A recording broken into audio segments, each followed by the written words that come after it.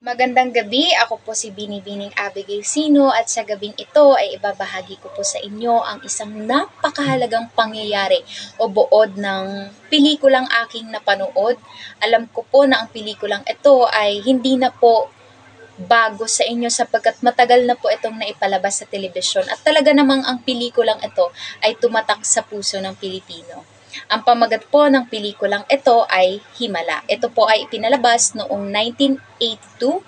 Ito ay isang klasikong pelikulang Pilipino na idinederect ni Direk Ismael Bernal at pinagbibidahan naman ng sikat na aktor na si Nora Honor bilang Elsa, isang babae na nagkakaroon ng himala sa isang maliit na bayan.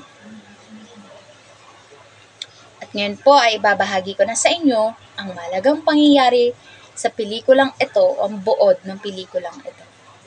Sa isang maliit na bayan sa Pilipinas, may isang babae na nagngangalang Elsa na nagkakaroon ng himala matapos niyang makita ang isang mahiwagang liwanag.